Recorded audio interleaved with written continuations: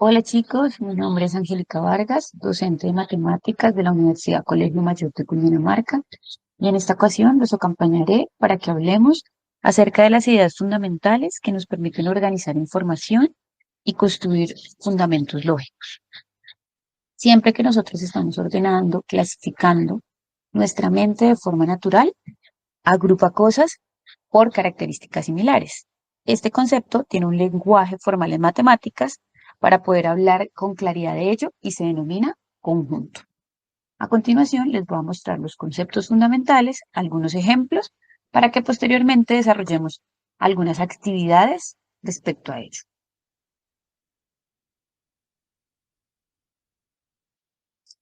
Un conjunto es básicamente una colección o agrupación de objetos, de entes o elementos que poseen, una o varias características en común. A cada uno de esos objetos se les denomina elementos y se denotan usualmente con letras minúsculas y los conjuntos con letras mayúsculas. Otro símbolo que es muy importante cuando hablamos de conjuntos es la pertenencia. Cuando un elemento corresponde a un conjunto, no puede haber ambigüedad de que pertenece o no pertenece. Y el símbolo que se utiliza para representar que corresponde al conjunto es el siguiente. Esta E para representar la pertenencia de un elemento a un conjunto, y cuando tengo la E trazada por un slash, vamos a decir que no pertenece a dicho conjunto. Esa es la simbología básicamente que vamos a utilizar. Letras mayúsculas para denotar los conjuntos, letras minúsculas para denotar cada uno de los elementos que pertenecen al conjunto. Y el símbolo de pertenece o no pertenece para poder identificar sus elementos. Otra cosa fundamental es saber cuántos elementos corresponden al conjunto o cuántos elementos tiene el conjunto. Y esto se puede medir a partir del concepto de cardinalidad, que es el que me dice si tiene uno, dos, tres o ningún elemento dentro del conjunto. Por ejemplo, tenemos acá el conjunto A de las vocales, que tiene 5 elementos, y esa sería su cardinalidad. ¿Cómo se representan los conjuntos? Una primera representación es a partir de un diagrama de Venn, que es un diagrama circular o un ovoide, donde se disponen los elementos que corresponden al conjunto dentro de la figura. Esa es una representación más gráfica. Las dos representaciones usuales son por extensión y por comprensión. Por extensión es cuando yo debo enumerar o listar cada uno de los elementos que corresponden al conjunto. Por ejemplo, las vocales. Entonces, coloco a todas las vocales dentro de llaves y separadas por comas. A esa notación la vamos a denominar por extensión. Yo puedo representar también ese mismo conjunto, pero simplemente definiéndolo por una característica que distinga a cada uno de esos elementos y es por comprensión. Entonces coloco la propiedad o la característica del conjunto simplemente. Por ejemplo, en este caso, las vocales. Puedo hacerlo simplemente escribiendo las vocales, como pueden ver acá en la primera parte, o puedo utilizar esta notación y es X tales que X es una vocal o X pertenece a las vocales. Entonces, cuando vean esta notación, X/X significa en el lenguaje natural X tales que X, donde X corresponde a un elemento o para representar cada uno de un elemento dentro del conjunto, cualquiera de ellos.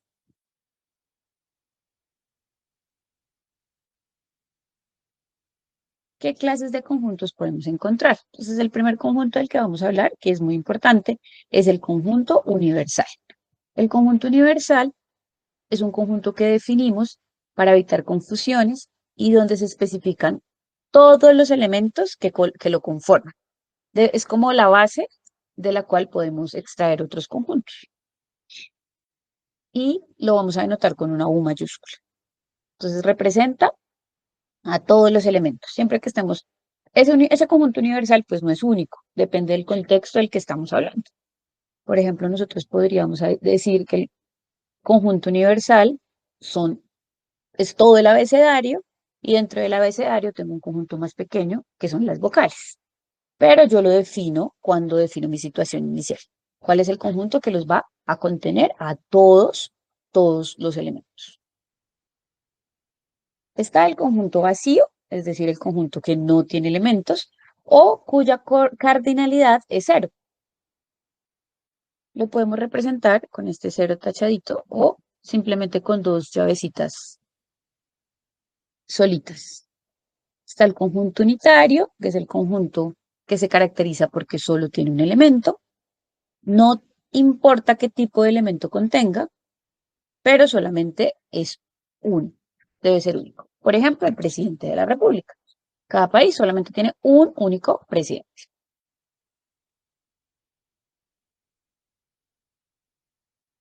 Tenemos conjuntos finitos en los que yo puedo contar la cantidad de elementos que lo conforman, como por ejemplo en nuestro idioma castellano, el abecedario que está compuesto por 27 letras, o conjuntos infinitos como por ejemplo los números impares o los números pares, en los que no podemos contar, o sea, no podemos establecer la cardinalidad del conjunto que los compone. Entonces, estos son algunos de los conjuntos o la clasificación de conjuntos que podemos encontrar. Ahora miremos qué operaciones podemos hacer entre los conjuntos. La primera operación de la que vamos a hablar es la unión. Cuando yo tengo dos conjuntos, la unión entre A y B va a ser otro nuevo conjunto que va a estar formado por los elementos de ambos conjuntos. Es decir, voy a tomar los elementos de uno, del otro, y voy a formar un conjunto solito, donde no, recuerden que en los conjuntos no se pueden repetir elementos. Cada elemento de un conjunto es único. Entonces, si tenemos elementos en A y elementos en B, que son el mismo, que se repiten, solamente los vamos a poner una vez en la unión. Podemos definirlo de esta manera. Son todos los X, tales que X pertenece a A o pertenece a B. O sea, es un elemento que está en alguno de los dos conjuntos o en los dos. Gráficamente lo podemos ver así. Entonces, si yo tengo acá mis dos conjuntos A y B, voy a decir que la unión son todos los elementos que están en A y todos los elementos que están en B. Absolutamente todos. Vamos a verlo con un ejemplo por extensión. Entonces, fíjense acá que tenemos el conjunto A compuesto por los elementos 3, 5, 6 y 7. Y tenemos el conjunto B compuesto por los elementos 5 y 6. La unión de A y B va a ser simplemente 3, 5, 6 y 7. Porque si se fijan, el 5 y el 6 ya están dentro del A. Entonces ya no tengo que repetirlos. Y la unión pues me forma un solo conjunto que va a estar compuesto por esos elementos. Voy a hacer una claridad acá y es que una cosa es pertenecer, que hace referencia a un elemento respecto a un conjunto.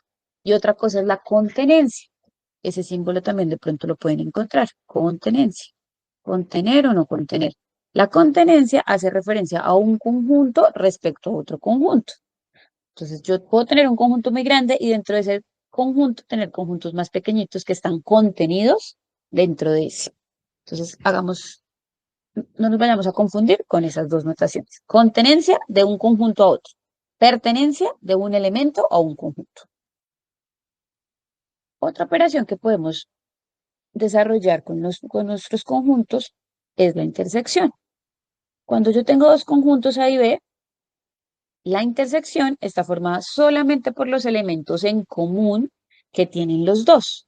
O sea, que están tanto en A como en B. Ya no me interesan todos, sino solamente los que se repiten en los dos conjuntos. Entonces lo vamos a denotar así. Son todos los X, tales que X pertenece a A y también pertenece a B. O sea, está en los dos. Gráficamente lo podemos ver en esta región que tienen en común nuestros dos conjuntos. Cuando lo tenemos en un diagrama de Venn. Si lo tenemos en forma de extensión, los conjuntos, entonces fijémonos en estos dos. Tenemos por un lado el conjunto A, que son los números del 1 al 5, y el conjunto B, que son los números naturales del 4 al 9. La intersección va a ser solamente el 4 y el 5, porque si nos fijamos, son los únicos elementos que encontramos en ambos conjuntos. 6, 7, 8 y 9 solo pertenecen a B, 1, 2 y 3 solo pertenecen a A. Entonces, la intersección sería solamente los elementos 4 y 5. Tenemos también la diferencia. La diferencia, que se denota como nuestro menos en los números reales, en nuestra resta usual, hace referencia a todos los elementos. Si voy a hacer A menos B, son todos los elementos que pertenecen a A, pero no pertenecen a B. Lo podemos entender un poco mejor con el gráfico. Entonces, fíjense que gráficamente solamente estamos coloreando esta partecita del conjunto A, pero no tocamos la partecita que A comparte con B, porque son solo los elementos que pertenecen a A. Miremos el ejemplo en forma de extensión. Volviendo al ejemplo anterior, tenemos el conjunto A que tiene 1, 2, 3, 4, 5 y el conjunto B que tiene el 4 al 9. Fíjense que los elementos que tiene A, pero que no están en B, son el 1, el 2 y el 3. Están en A, pero no los encontramos aquí en B, en ningún lado. Entonces, a ese lo vamos a llamar la diferencia. Hagamos una claridad acá. Entonces, ¿será que será lo mismo B menos A? En este caso, no. B menos A sería diferente. Por ejemplo, acá en nuestro caso, vamos a mirar qué elementos encontramos en B, pero que no tenemos en A. Entonces, en este caso sería el 6, el 7, el 8 y el 9. Fijémonos que son dos conjuntos distintos. Entonces, vamos a decir que la diferencia no es una operación conmutativa dentro de las operaciones entre conjuntos. Es decir, no obtengo lo mismo cuando hago B menos A que cuando hago A menos B. Si lo coloreáramos, vamos a colorearlo con otro color para que lo podamos ver más fácil. Si coloreáramos B menos A, entonces tendríamos esta región de acá. Esta región de acá, o los elementos que estén en esa región, corresponderían a nuestra operación B menos A. Hay otra diferencia que podemos hacer entre los conjuntos y se denomina esta la diferencia simétrica. En este caso, vamos a tener los elementos que pertenecen a A y que pertenecen a B, pero no que tienen en común. Se denota con un triangulito y la podemos definir así. Son todos los X, tales que X pertenece a A o X pertenece a B, es decir, los que están acá o están acá. Pero, fíjense acá esta condición, pero que X no pertenece a la intersección. Es decir, aquí no puede estar ese elemento. A esa la vamos a denominar la diferencia simétrica. Elementos que están en A, elementos que están en B, pero no en la intersección. Tenemos entonces el conjunto A compuesto por los elementos del 1 al 5 y el conjunto B compuesto por los elementos del 4 al 9. La diferencia simétrica de estos dos conjuntos está dada por los elementos que pertenecen a A y que pertenecen a B, pero no a la intersección, es decir, no los elementos que tienen en común. Fijémonos que aquí los elementos en común son el 4 y el 5. Por lo tanto, estos elementos no hacen parte de nuestra diferencia simétrica. Tenemos el 1, 2 y 3, el 6, 7, 8 y 9. La siguiente operación de la que hablaremos es el complemento. Recuerden que inicialmente cuando definimos los tipos de conjuntos, definimos un conjunto referencia en el cual están contenidos todos los conjuntos con los que vamos a trabajar. Lo definimos dependiendo de la situación que estemos analizando. Entonces, hay una operación que hace referencia a este conjunto universal y es el complemento, que vamos a denotar con A y una comillita, un apóstrofo, o A y una C pequeñita arriba. Esta operación lo que me dice es que vamos a tomar todos los elementos que pertenecen al universal, pero no pertenecen a A, es decir, todo lo que está por fuera de A. O podríamos decir también los elementos que le hacen falta a para convertirse en todo el conjunto universal. Formalmente se define así, como todos los X tales que X pertenece al universal y no pertenece a A. Vamos a ver nuestro ejemplo con los conjuntos por extensión. Tenemos el conjunto universal de los números del 1 al 9 y tenemos nuestro conjunto A, que son los elementos simplemente 1, 2 y 9. El complemento serían todos los elementos que le faltan a para convertirse en el conjunto de los números del 1 al 9. Entonces, ¿qué le falta? Le falta el 3, el 4, el 5, el 6, el 7 y el 8. Esos elementos constituirían el complemento o la operación complemento. Con este concepto finalizaríamos la parte de conjuntos. Vamos a pasar ahora de organizar conjuntos a organizar ideas a partir de la lógica proposicional.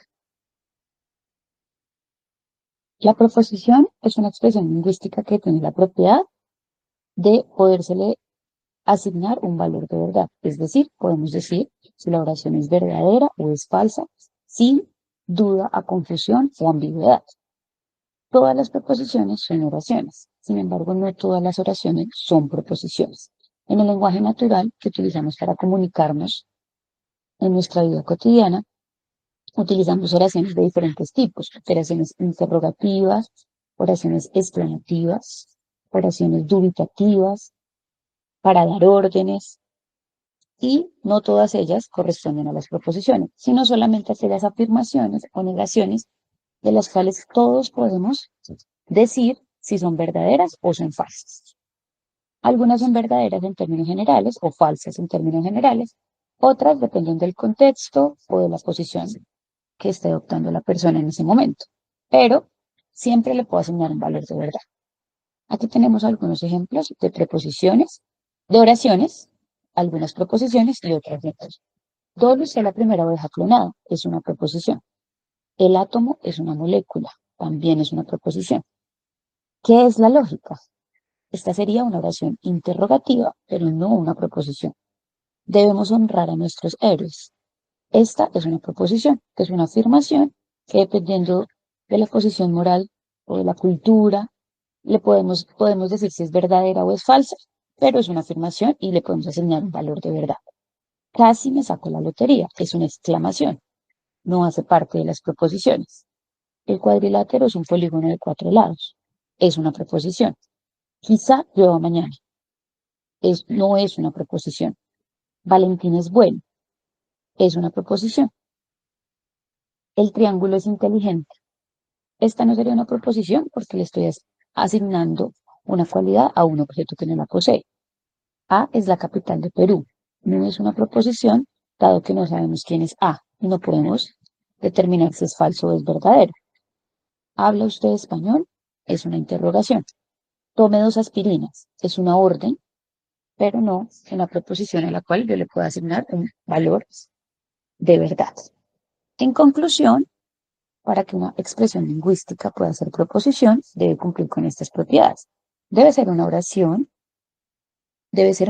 asertiva, es decir, una afirmación o una negación, y se le debe poder asignar un valor de verdad. O sea, puedo decir si es verdadera o es falsa.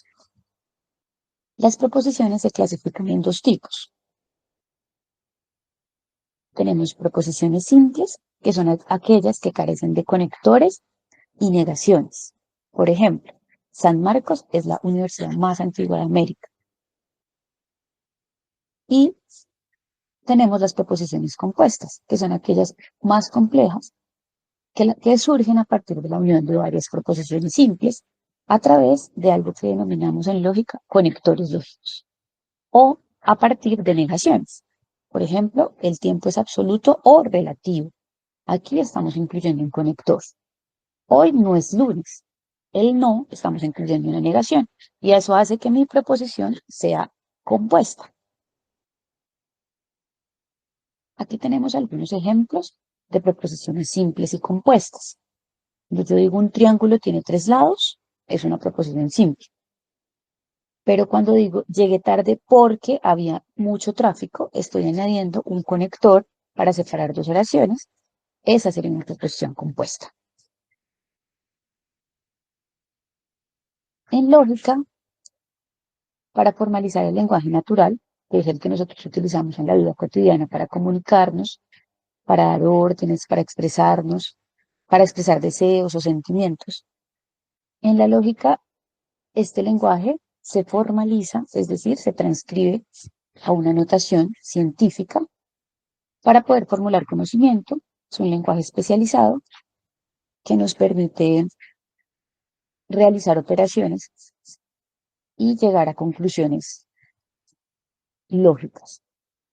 El lenguaje lógico se denomina formalizado porque su función más importante es mostrar la forma o estructura de las proposiciones y está compuesto de dos tipos de símbolos. Uno para las variables proposicionales, que serían nuestras proposiciones o nuestras oraciones iniciales, las oraciones simples, y utiliza otro lenguaje particular para los conectores lógicos, que son los que utilizamos para formar nuestras proposiciones más complejas, que denominamos compuestas. Las variables proposicionales suelen representarse a través de letras minúsculas y los conectores lógicos tienen esta simbología, que ya les voy a mostrar. Recuerden que son los que nos permiten hacer o formar oraciones más complejas o preposiciones compuestas, pero también nos permite hacer operaciones en la lógica entre ellas y sacar conclusiones respecto a alguna afirmación compleja que estamos haciendo. Los conectores básicos que podemos encontrar son los siguientes. Tenemos el conector I, que está representado por este simbolito. La O está representada por este otro símbolo, como una V. El entonces, que es una flechita, tiene solo un sentido. El sí, solo sí, que es la flechita doble. Y tenemos la negación, que se suele denotar como con este simbolito o con este simbolito, para denotar la negación. A partir entonces de estos símbolos y estas podemos formar proposiciones más complejas, llevarlas al lenguaje de la lógica, hacer una serie de operaciones y sacar conclusiones respecto a algún argumento que estemos trabajando. Esa formalización se hace a partir de una tabla de verdad. La tabla de verdad lo que me permite es consignar todas las posibles combinaciones de valores de verdad que sean entre las proposiciones simples. Recuerde que una proposición simple puede tomar dos valores, falso y verdadero. Pero al juntarla o al unirla con otra proposición y tener proposiciones más complejas, las proposiciones compuestas, este valor puede cambiar dependiendo del conector que estemos usando.